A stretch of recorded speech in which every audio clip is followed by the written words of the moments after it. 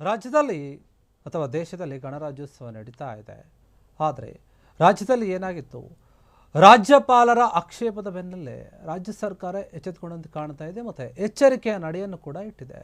ಗಣರಾಜ್ಯೋತ್ಸವದ ಭಾಷಣದಲ್ಲಿ ಕೇಂದ್ರ ಸರ್ಕಾರದ ವಿರುದ್ಧ ಇರುವಂತಹ ಯಾವುದೇ ಅಂಶಗಳು ಇರಲಿಲ್ಲ, ಟೀಕೆ ಮಾಡುವಂತಹ ಅಂಶಗಳು ಅಂತ ವಿಚಾರ ಗೊತ್ತಾಗ್ತಾ ಇದೆ. ಯಾಕಂದರೆ ರಾಜ್ಯಪಾಲ ತಾವರ್ಚಂದ್ ಗೆಹ್ಲೋಟ್ ಅವರು ಜಂಟಿ ಅಧಿವೇಶನವನ್ನು ಏನು ಕರೆದಿದ್ರು, ವಿಶೇಷ ಅಧಿವೇಶನವನ್ನು, ಅದರಲ್ಲಿ ಭಾಷಣವನ್ನು ಮಾಡಲ್ಲ ಅಥವಾ ಮೊದಲ ಕೊನೆಯ 2 ಪದಗಳನ್ನು ಆಡಿ ಹೋಗ್ಬಿಟ್ಟಿದ್ರು. ಅದರಿಂದ ಸಾಕಷ್ಟು ವಿವಾದ ಸೃಷ್ಟಿಯಾಗುತ್ತೆ. ಈಗ ಗಣರಾಜ್ಯೋತ್ಸವ ಭಾಷಣದಲ್ಲಿ ಇರಲಿಲ್ಲ ಕೇಂದ್ರದ ಒಂದು ಟೀಕೆ ಅಂತ.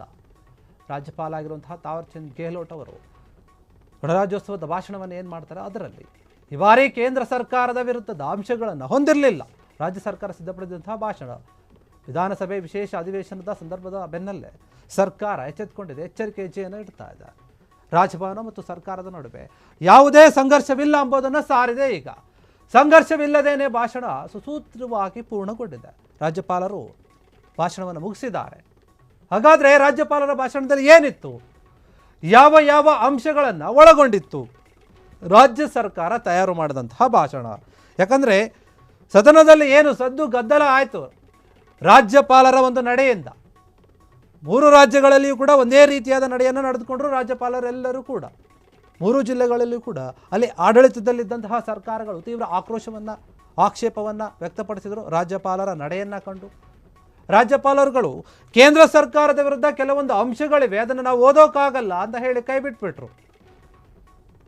ಹೀಗಾಗಿ ಅಲ್ಲಿನ ರಾಜ್ಯ ಸರ್ಕಾರಗಳು ಧಿಕ್ಕಾರವನ್ನು ಕೂಗಿದ್ರು ರಾಜ್ಯಪಾಲರ ನಡೆಯನ್ನು ಖಂಡಿಸಿ.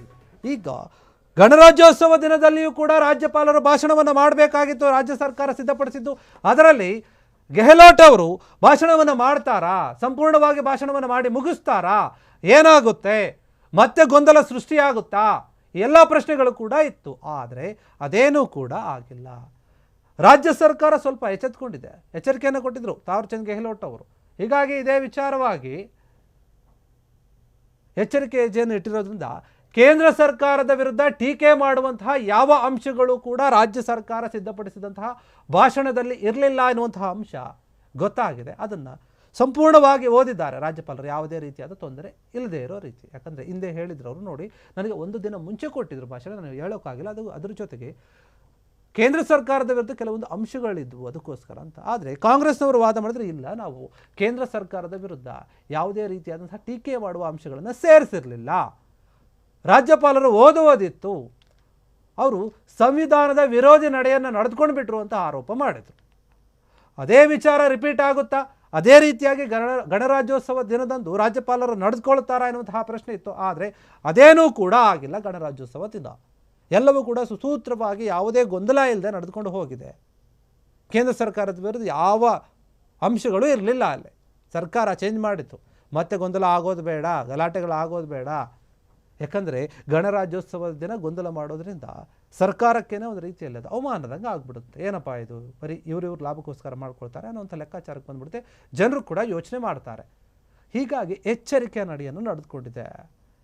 ರಾಜಭವನ ಮತ್ತು ಸರ್ಕಾರದ ನಡುವೆ ಯಾವುದೇ ರೀತಿಯಾದ ಸಂಘರ್ಷ ಇಲ್ಲ, ಸಂಘರ್ಷ ಆಗುವಂಥ ರೀತಿಯಲ್ಲಿ ನಾವು ನಡೆದುಕೊಳ್ಳೋದಿಲ್ಲ. ಭಾಷಣದಲ್ಲಿ ಯಾವುದೇ ಅಂಶಗಳು ಕೂಡ ಇಲ್ಲ.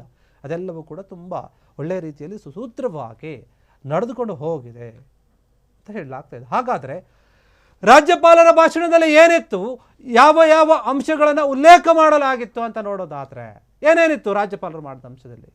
ರಾಜ್ಯದ ಸಾಧನೆಗಳು, ಜನಕಲ್ಯಾಣ ಯೋಜನೆಗಳು, ಅಭಿವೃದ್ಧಿ ಕಾರ್ಯಗಳ ಮೇಲೆ ಮಾತ್ರ ಕೇಂದ್ರೀಕರಿಸಿದಂತಹ ಒಂದು ಭಾಷಣವನ್ನು ಸಿದ್ಧಪಡಿಸಿದ್ರು. ಈ ಬಾರಿ ಈ ದಿನ ಹೊಸ ಭಾರತದ ಸಂವಿಧಾನದ ಜಾರಿಗೆ ಬಂದ ದಿನ, ಐತಿಹಾಸಿಕ ದಿನ. ಈ ದಿನದ ಬಗ್ಗೆ ಆರ್ಥಿಕ, ಸಾಮಾಜಿಕ ಮತ್ತು ರಾಜಕೀಯ ಸಮಾನತೆ ಘೋಷಣೆಯ ಮಹತ್ವವನ್ನು ಭಾಷಣದಲ್ಲಿ ತಿಳಿಸಲಾಗಿತ್ತು.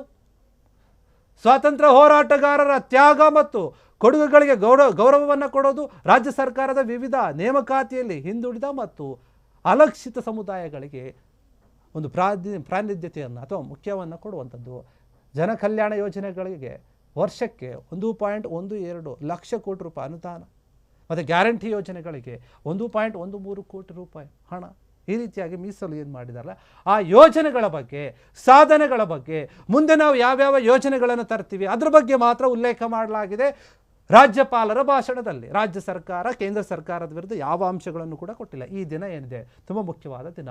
ಭಾರತದ ಸಂವಿಧಾನ ಜಾರಿಗೆ ಬಂದಂತಹ ಐತಿಹಾಸಿಕ ದಿನ ಇದು. ಆರ್ಥಿಕವಾಗಿ, ಸಾಮಾಜಿಕವಾಗಿ, ರಾಜಕೀಯವಾಗಿ ಸಮಾನತೆ ಬರಬೇಕು, ಆ ಒಂದು ಮಹತ್ವವನ್ನು ತಿಳಿಸಿದ್ದಾರೆ. ಮತ್ತು ನೇಮಕಾತಿಯಲ್ಲಿಯೂ ಕೂಡ ಕೆಲವೊಂದು ಹಿಂದುಳಿದ ಸಮುದಾಯಗಳಿಗೆ, ಅಲಕ್ಷಿತ ಸಮುದಾಯಗಳಿಗೆ ನಾವು ಪ್ರಾಮುಖ್ಯತೆಯನ್ನು ಕೊಡಬೇಕು ಅಂತ ಹೇಳಿ ಉಲ್ಲೇಖ ಮಾಡಿದ್ದಾರೆ.